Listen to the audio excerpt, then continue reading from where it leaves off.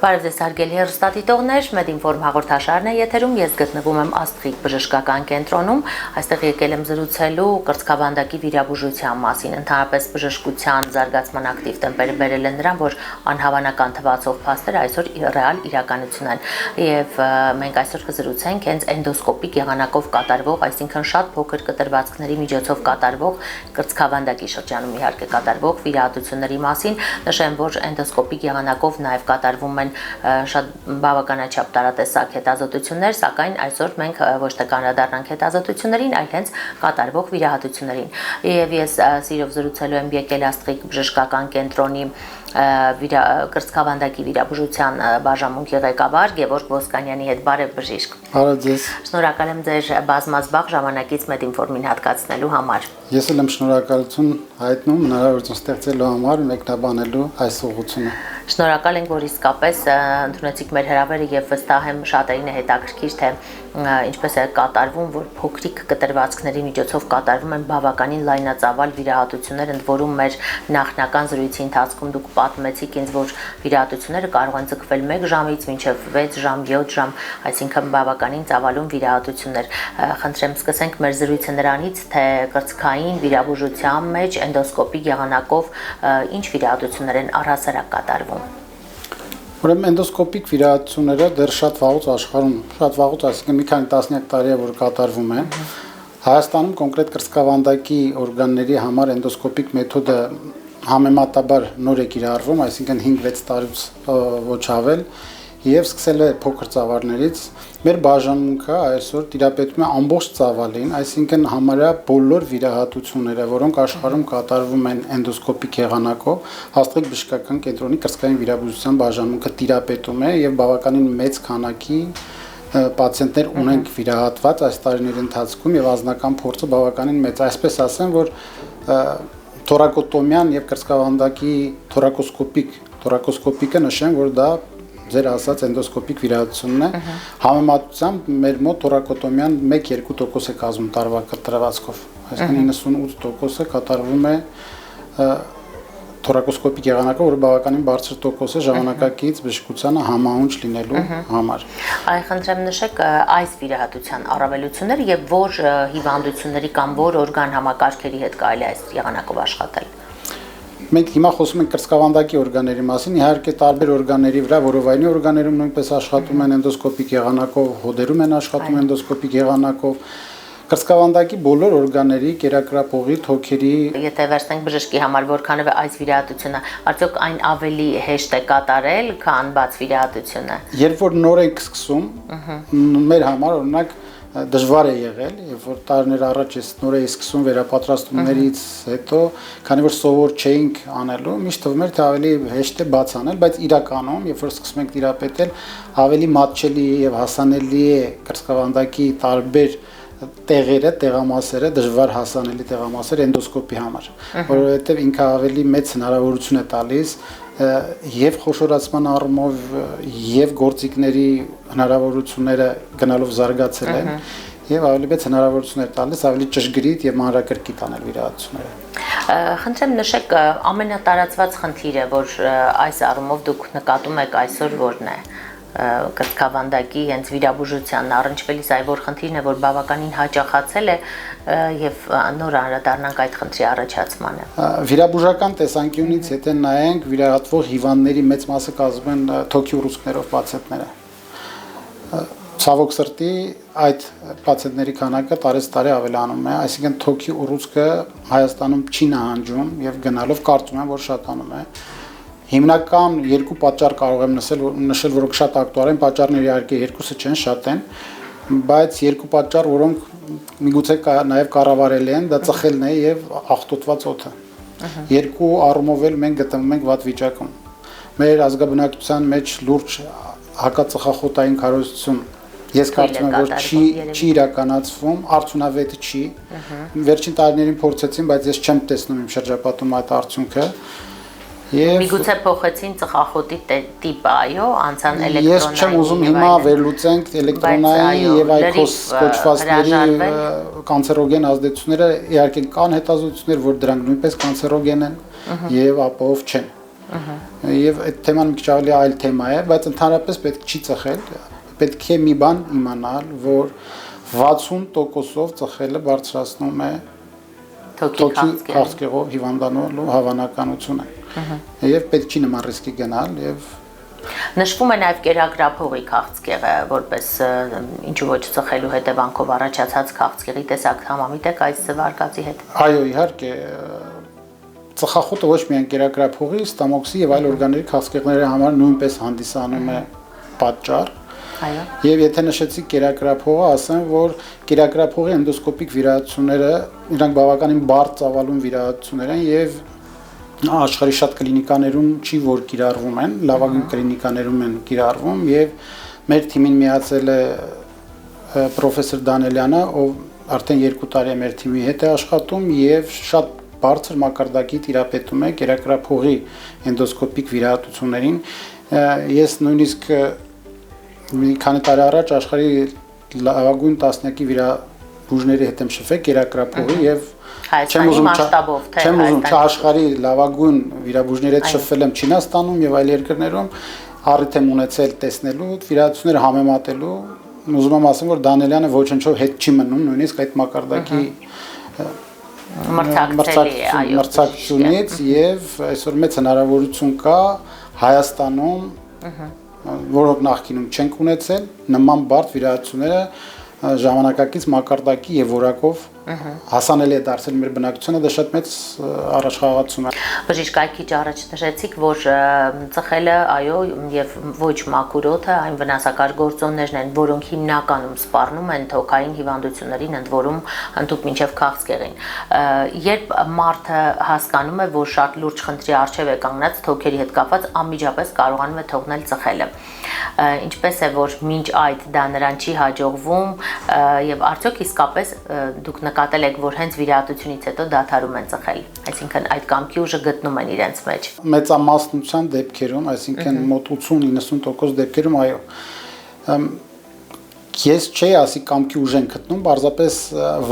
վախը ավելի ակտուալ է դառնում։ Հակածխախոտային պայքարի մեջ միշտ պետքա ցույց տալ ռեալ մարդկանց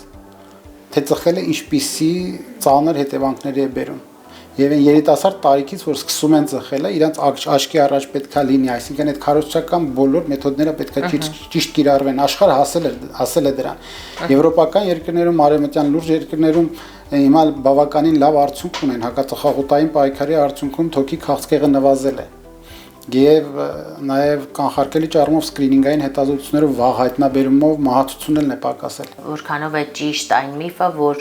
թոքը վիրահատելուց հետո մարդը չի կարող շատ երկար կյանք ունենալ։ Դա իրականության հետ ոչ մի կապ չունի, մարդիկ կարող են ապրել նույնիսկ մեկ թոքով, պացիենտներ կան, որ միակ թոքի վրա ունեն տարած վիրահատությունները եւ ապրում են։ Խնդիրը կոնկրետ թոքի շնչառական ֆունկցիայի, այսինքն մնացած թոքի, որը մնացել է ֆունկցիոնալ վիճակի կախված է այդ ապրելու հնարավորությունը եւ թե ինչ պատճառով, ինչ հիվանդության պատճառով է կատարել թոքի մասնակի կամ ամբողջական հեռացումները։ Եթե դրանք ուռուցքի հետ են կապված, արդեն ապրելիության ուրիշ գնահատական կա։ Այդ ինչ գնահատական կա ուռուցքի դեպքում ձեր կողմից։ Թոքի չարորակ ուռուցքների դեպքում իհարկե ուռուցքի տեսակից կախված տարբեր է այդ գնահատականը, որպես ես չմանրանամ շատ կարևոր է թե ինչ ստադիայում է վիրահատությունը կատարվել, հայտնաբերվել հիվանդությունը եւ վիրահատվել ու բուժվել։ Եվ ժամանակակից մեթոդները իհարկե մի քիչ բարելավում են, հատկապես իմունոթերապիայի կիրառումը, բացի քիմիոթերապիայից հիմա գոյություն ունեն թիրախային բուժում, իմունոթերապիա, որոնք լավացրել են ապրելիությունը, բայց միևնույն է, եթե ուռուցքը հայտնաբերվում է երրորդ փուլում, արդեն ապրելիությունը մոտ 5 տարվա ապրելիությունը 30-40% թվերի չի հասնում։ Իսկ պատկերացրեք առաջի փուլի ուռուցքների դեպքում այդ ապրելիությունը 5 տարի եւ ավել ապրելիությունը հասնում է 90%-ից ավել։ Պատկերացրեք ինչքան մեծ է տարբերությունը եւ դրա համար շատ կարեւոր է վաղ հայտնաբերումը, այդ կարեւորելով էր որ մեր մոտ փորձեցին կատարել սկրինինգային ծրագիրը։ Շատ լավ բժիշկ, եւ խոսենք նաեւ թոքի միջնորմի մասին քաղցկեղից, սա որ հատվածն է ընդգրկում եւ որքանով է նույնքան վտանգավոր, որքան թոքի քաղցկեղը, խնդրեմ։ Միջնորմը դա այն տարածքն է, որը գտնվում է երկու թոքերի միջև մոտավորապես այդպես պատկերացնենք, մեջտեղ կրծոսկրի հետևում, ողնաշարի, կրծոսկրի եւ թե երկու թոքերով սահմանափակված տարածքն է, որտեղ որ գտնվում են սիրտը, շնչափողը, գերակրափողը, մեծանոթներ ելնող մտնող պատկերացրեցինք, որ բարդ է եւ իր տեղակայումը, եթե այստեղ ունենք մենք ուռուցքներ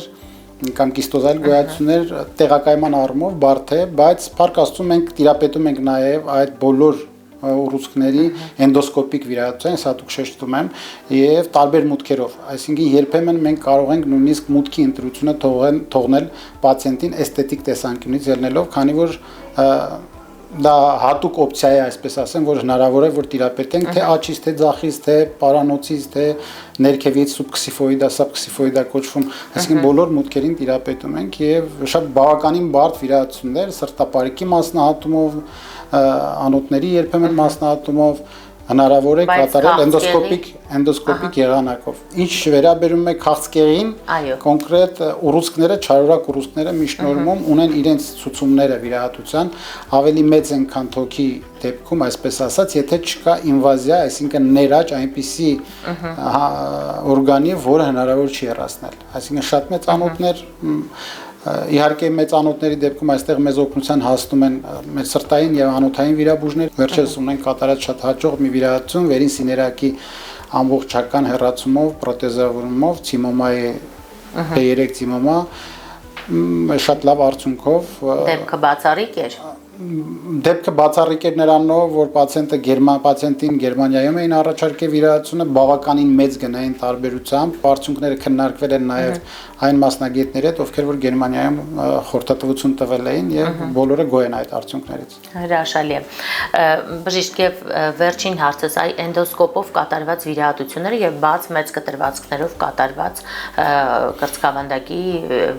շրջանում կատարված վիրահատությունները կարող են որևէ կերպ տարբերվել իրարից այն առումով, որ փոքր անցքերի ժամանակ ինչ որ բաց թողումներ լինեն, ինչ որ բաներ չնկատվեն, թե այդ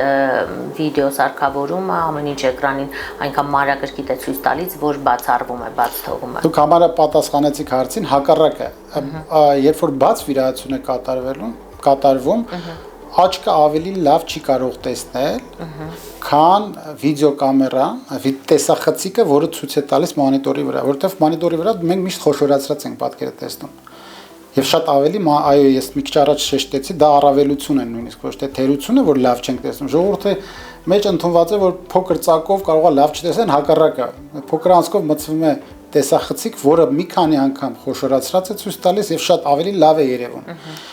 Փոքր անոթները շատ ավելի ղեկավարելի են, ավելի տեսանելի են փոքր գոյացությունները, որոնք ավշային հանգույցներ ընդունենք վերցնենք, մի ժամանակ, երբ որ տեխնիկային չէինք տիրապետում, դա բարդ էր, բայց երբ որ տիրապետում ենք, հասկանում ենք, որ շատ ավելի հարմար է նման կերպ վիրահատելը։ Այո, պարզապես հմտության հարց է։ Այո, հմտությունները իհարկե հեշտ չեն ձեռք բերվում, այդ ուսուցման կորը հեշտ չի, բայց այսօր մեր բաժանմունքում կա պացիենտների վիրահատվող պացիենտների այնպիսի քանակ, որ երիտասարդ բժիշկները այդ ուսուցման կորը արդեն հեշտ են անցնում։ Ցավոք սրտի տարիներ առաջ չկար այդ հնարավորությունը, անձամբ ես ստիպված եմ եղել մի քանի տարբեր երկրներում անցնելու այդ ուսուցումը։ Այսօր մեր կլինիկական օրդինատորները երիտասարդ բժիշկները վիրահատում են արդեն էնդոսկոպիկ եւ ես ասեմ փառք Աստծո, որ այդ հնարավորությունը համահունչ ենք, այո։ Շնորհակալ եմ բժիշկ կարևոր ինֆորմացիայի համար եւ իհարկե պետք է հանրությանը իրազեկել, որովհետեւ հաճախ մարդիկ ունենում են այս կամ այն խնդիրը եւ չեն իմանում ում դիմեն, միգուցե դիմում են սխալ մասնագետի, սխալ բուժկենտրոն, որտեղ այնքան էլ այս խնդրի լուծումը չէր պահանջվում դիմելու համար, սակայն իհարկե ինֆորմացիայի պակասը բոլոր ճարիքների սկիզբն է, կարող ենք ասել։ Ես էլ եմ շնորհակալ, մաղթում եմ բոլորին առողջություն, բայց մի բան հաստատ կարող եմ ասել, որ մենք մեծ սիրով եւ սրտացավությամբ կծառայենք ցանկացած բուժառուի։ Շնորհակալ եմ բժիշկ։ Շնորհակալ եմ նաև բոլոր մեր հեռուստադիտողներին ուշադրության համար եւս մեկ անգամ հիշեցնեմ կրծքավանդակի վիրաբուժության առումով վերջին նորությունների մասին եւ թե ինչպիսի վիրահատությունների շարք է այն ընդգրկում հատկապես ես զրուցեցի Աստղիկ բժշկական կենտրոնի կրծքավանդակի վիրաբուժության բաժանմունքի ղեկավար Գևորգ Ոսկանյանի հետ եւ մենք իհարկե մեր զրույցը ամփոփեցինք թե որ դեպքերում կարելի է դիմել այս բուժկենտրոն եւ մասնավորապես դոկտոր Գևորգ Ոսկանյանին։ Այսքան այսօրվա համար ուշադիր եղեք ձեր առողջության յուրաքանչյուր փոփոխության հանդեպ, ոչինչ մի թողեք վաղվան, իսկ մենք կհանդիպենք։